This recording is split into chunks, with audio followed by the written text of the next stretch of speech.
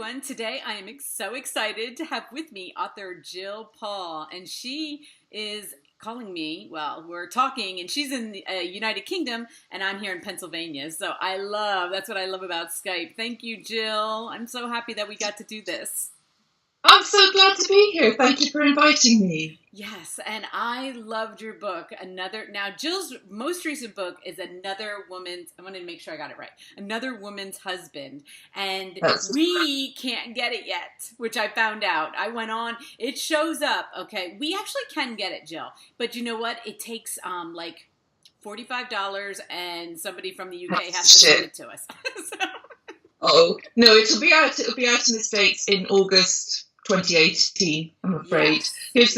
I think it will have the same cover as it. There it is. Oh my gosh, all of your books. I was going through them. First of all, before we even talk about this book, let's talk about the fact that you have more books than I could count. Okay, I was trying to count them on Amazon and your website. You have so many books. You write a lot.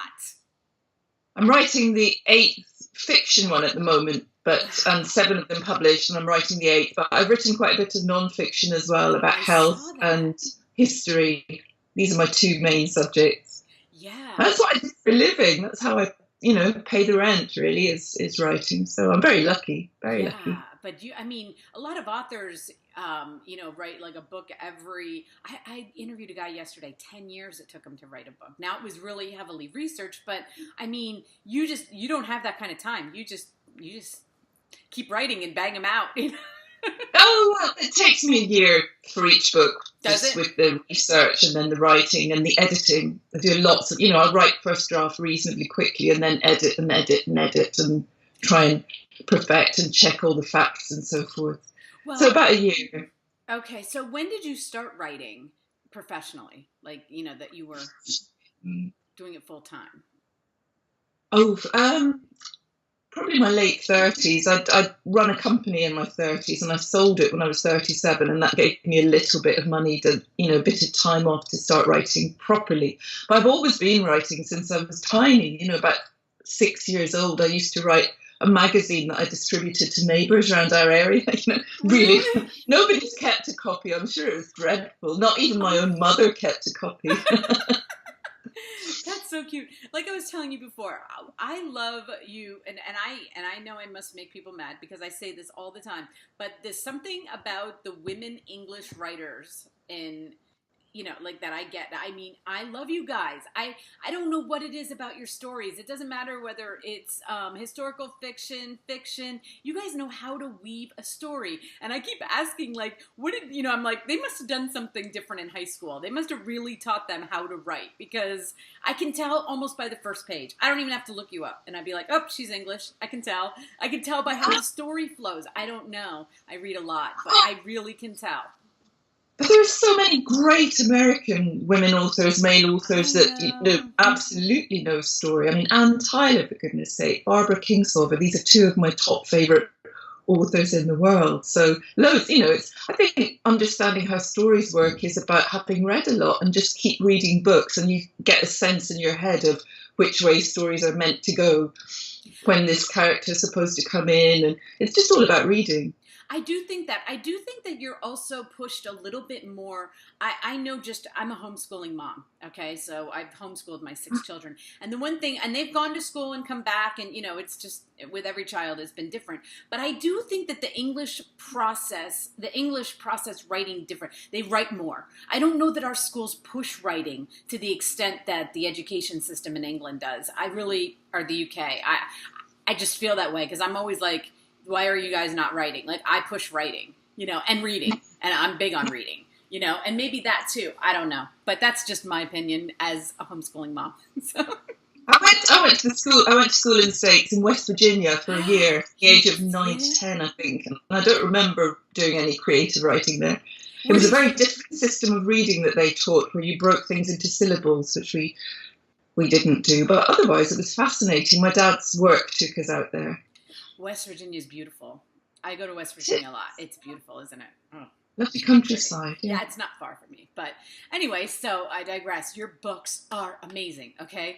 I mean, I read this one and I went back and I'm like, I wish I had enough hours in my day to read all of your historical fiction books because I love this. I love how you told the story. And another thing is like, I realized this is like the most current historical fiction I have read, okay? Because it deals with Princess Diana. And of course, I couldn't even believe that it's been 20 years. Okay, like, I know. like I can't believe it that we just celebrated the 20th, and it feels like yesterday that we went through that.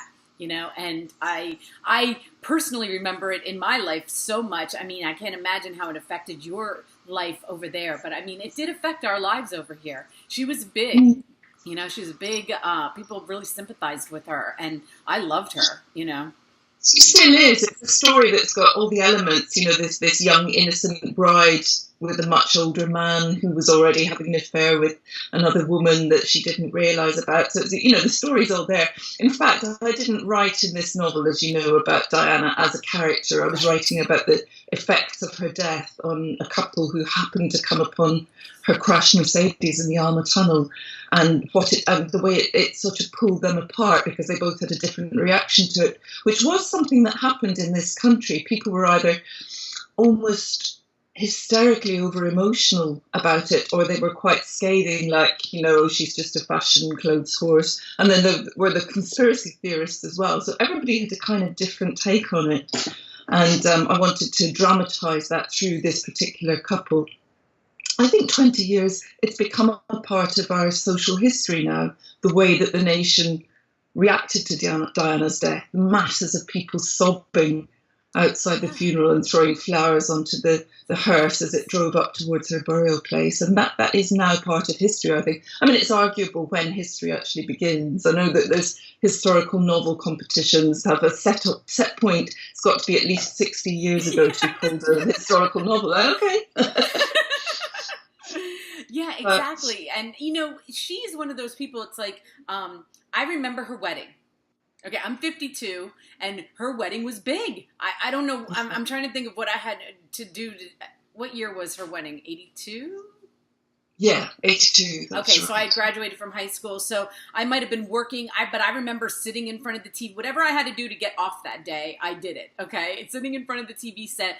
I mean, she was like the princess that we just were like, it was in our era, you know, there was this princess, and her death, I remember the funeral. Whatever I was doing at that point, you know, I was a stay-at-home mom, and I, you know, stopped doing whatever I was doing and sat in front of the TV set all day. She's one of those people that was, you know, it's a part of where were you when, because, you know, she was a part of us. But I love that you didn't make her a character. It was in the background, you know, but they were experiencing it and had their own feelings about it, you know? Yeah. And I thought that was brilliant. So anyway, but also, okay, the second part of the book. Okay, so we have that part of the book. And then we have the other part. And the way you wove those two stories together was just beautiful, okay? I've never read anything like that. Hours she died, Diana visited the Duchess of Windsor's house in Paris. And nobody knows exactly why she was there, even now. It's the caretaker manager is Mohammed Al-Fayed, Dodi's father. So they dropped in there for some reason that we don't really know. But for me, that was the beginning of a story, because there are so many parallels between Diana and Wallace. They both married into the same family. They both were hounded by the media. They both were fashion icons. They both were, you know, had eating disorders, probably. There's loads and loads of parallels between them. And I just wanted to use this story to compare them a little bit, to compare their experiences, and also to wonder about this link between them. What was Diana doing at her house just hours before she died in this totally mundane car crash in the middle of a tunnel? So that's why I linked the stories. Right, it was almost unbelievable at the time. But you know what? I did not know much about. I mean, I am a history buff, and it's funny because I'm like you. When you say it has to go back, like I always go back. You know, 1700s, 1800s. You know, kings and queens and everything. But the new miniseries, well, not Netflix show, The Queen, that has come out. that dealt a little bit with Wallace and the king, and did you see it? I mean, it did deal. Is it called The Crown?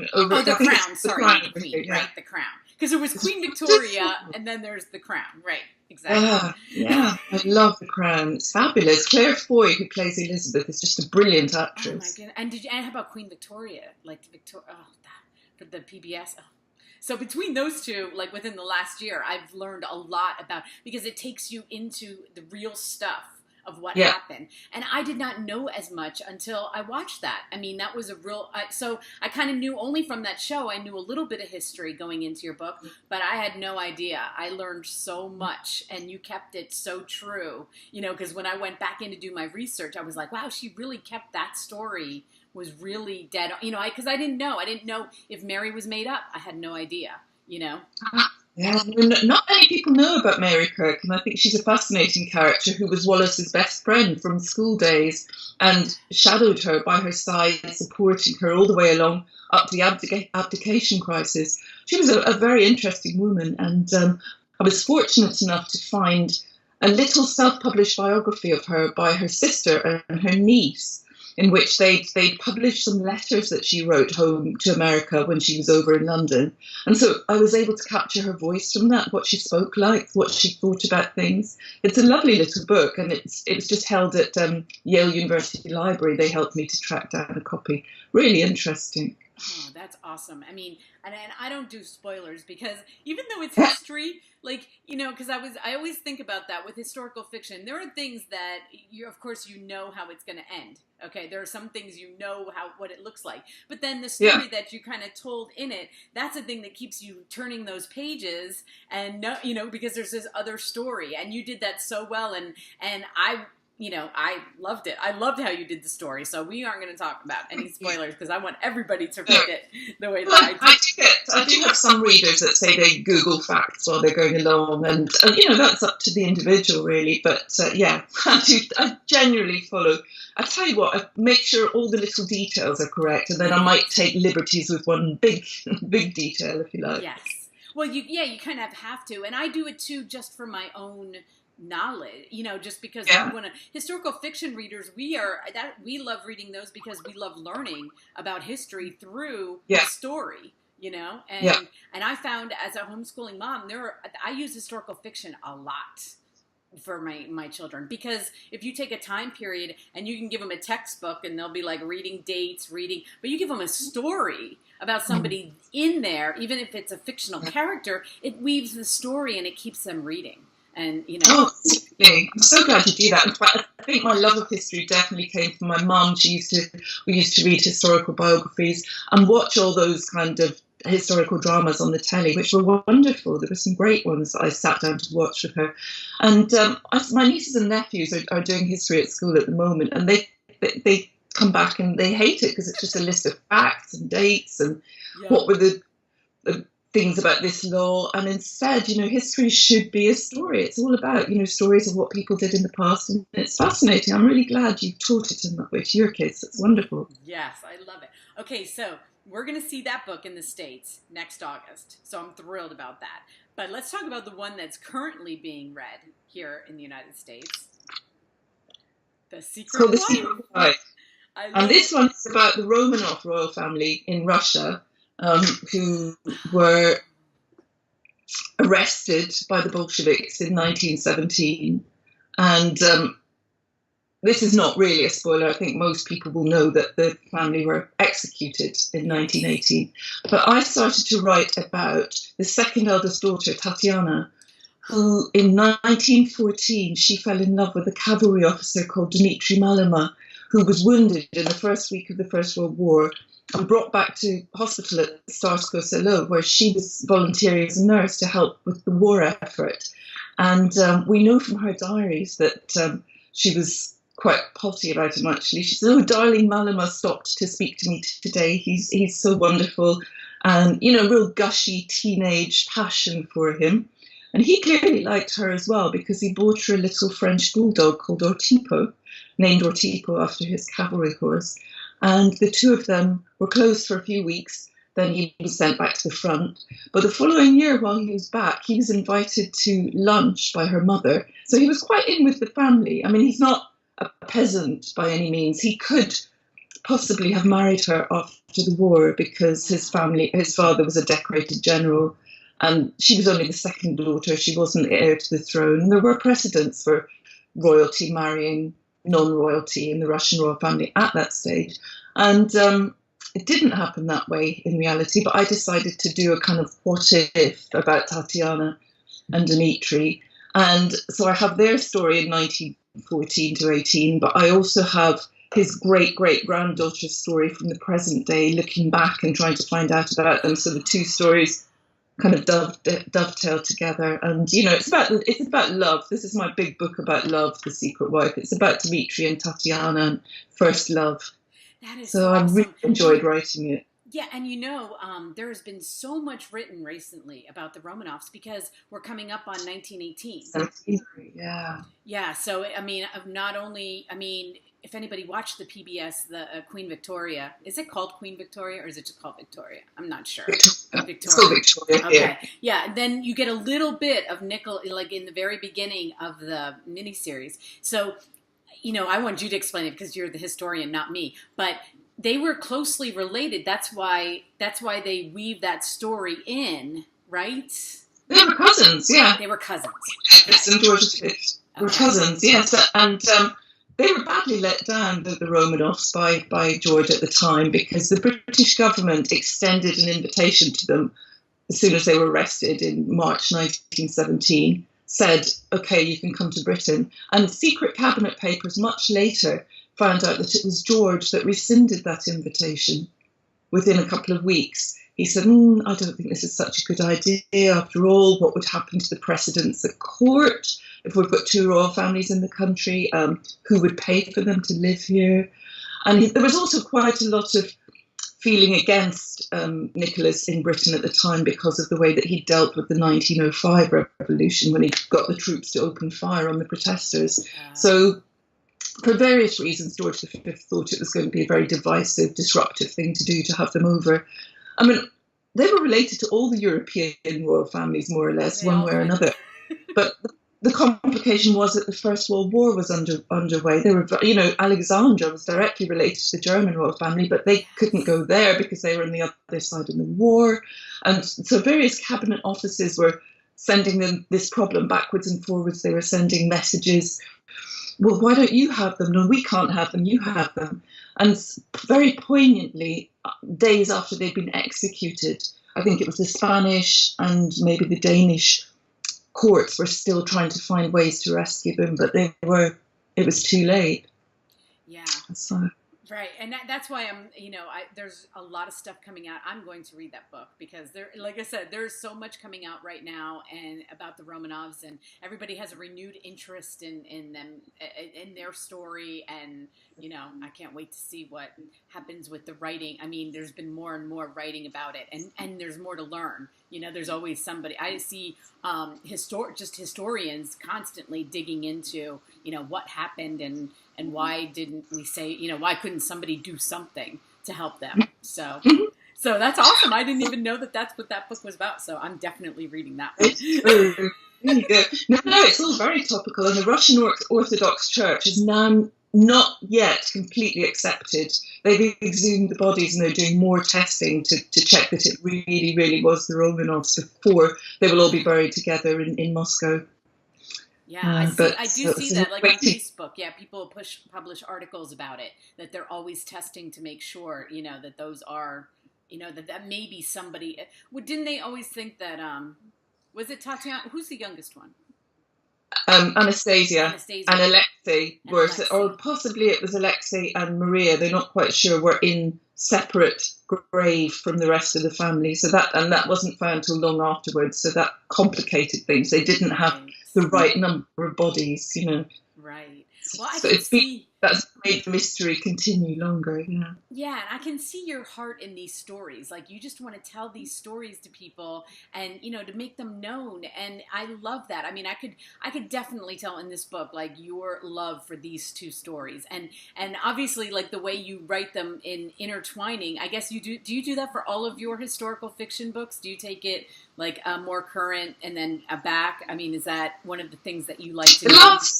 The last two I have, and then the most recent one that I'm working on at the moment, I did. Others I've just had one straight story set in the past, so it varies, it just varies. But I quite like doing it that way, and you get to explain the story from a different perspective. Yeah, and as a reader, I love it. I love going back and forth. That's just, something that I enjoy reading too, is having the two stories there. I enjoy that a lot. But so tell me, what can you tell me about your new book that you're working on? The new one is about the Romanovs as well, but it's about more recent Russian history in a different way. It's going to cover the siege of Leningrad during the Second World War. So really, lot of unhappy times in Russian history. But this one is going to be about fathers and daughters. So that's I've always got in my head some kind of overall theme that I'm focusing on through it. So just that relationship, whether you have a good father or a bad father and how that affects the rest of your life. Right. So you said it takes you about a year for your research and then the writing of the book. Are you a very detailed outliner as you're doing your research? Yes? Yes. My outlines are about 35,000 words, which is about a third of the length of the whole book. And I've plotted out what's going to happen in each chapter, and especially when you've got the two plots, right, trying to get them to dovetail together. And also because I'm following historical chronology, and you can't really move the First World War into the 20s or anything. You've got to have it at the right place. So I plot very carefully before I write the first sentence, really. But other people do it completely different ways. In fact, with my first two novels published way back, I just started in the beginning and meandered off to see what happened, and got to the end, realised what the book was supposed to be about, and then had to go right back to the start and rewrite from scratch. And I thought, no, that takes too much time. I'll try it a different way next time. Yeah, because I think the planning worked for me. Right, and when you're dealing with two different timelines like that, in order to keep the story flowing, with each back and forth, I would imagine that it does take a lot of plotting, because the way you told it, I mean, it really worked. They were really together in what each story was going through. I try to make them shadow each other a little bit, so that one bit finishes talking about divorce and the next one starts talking about divorce, so that there's some kind of continuity and you're not just a raw leap from one plot to the other. Exactly. And where did you get the character Rachel, since she's a totally fictional character? I'm going back to another. I'm jumping around as I'm thinking of. Sorry.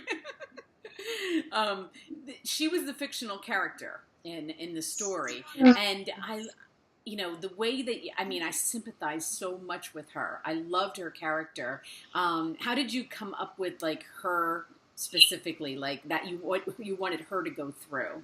It was really amazing. Rachel has a shop that sells vintage clothing, and I thought that was a good link to Wallace, who was this fashion icon, and Diana. And so there's lots of nice descriptions of clothes. I love vintage. I absolutely adore it. So you made me want to. I don't even like vintage, and I was like, you know what? I have not looked at vintage enough. I really need to look at that. These lovely little 1930s bias cut tea dresses that Wallace wore, just to die for. They're wonderful. So she was kind of a way in to look back at the past through. I don't think it's a complete spoiler to say that she finds a dress of Wallace's. And that's part of the way that the plot develops, linking the two stories together. And I like the fact that she's a businesswoman, and she just got engaged in Paris to her boyfriend Alex. And there's some, I think some people have different feelings about whether their relationship is working or not, because they are drawn apart through the Diana thing. Yeah, I like writing strongish women characters, but flawed. I never like to write a character who's just all good or all bad, or we're all a mixture of different qualities, aren't we? Well, and what I loved about it is that you're writing about these women that were, in the early 1900s, and then a modern day, they had their difficulties. She had hers, because that is what we're experiencing. We have careers that we want, and it's I don't know. I just found it really interesting because they had their things, but she had, and you were showing the way that they both kind of were the same but different. The struggles that they had. I hope so. Yes, I'm trying to get some kind of shadowing between the two plots when I'm working. That's what I really loved about it. So anyway, well, thank you so much for talking to me today, Gill. Oh, I mean, we had to go through a lot to get to here, and I'm sorry about that. But I mean, I love your reading, and I really wanted to have the interview, even though I like to have the physical book, but I was like, no, I didn't want to give up the opportunity to be able to talk to you. And can you show everybody the books again so they can see them? Yeah, I love your covers. I guess, does your publisher do your covers for you? Because they are beautiful. Yeah. No, it's kind of a marketing decision, I think, with most publishers nowadays. I mean, they show them to me, and I'll tell them if something's out of period, if that dress is wrong for the period or something. But otherwise, it's up to them. Yeah, and is The Secret Wife on Audible? It is. They're both on Audible, I think. Great, because I'm going to put the links to them below, and I will put all of your social media so everybody can find you and your books. And yes, thank you so much, and we'll be talking soon, okay? Fantastic. Okay. You have a really nice day. Thanks, Michelle. Thank you. You too.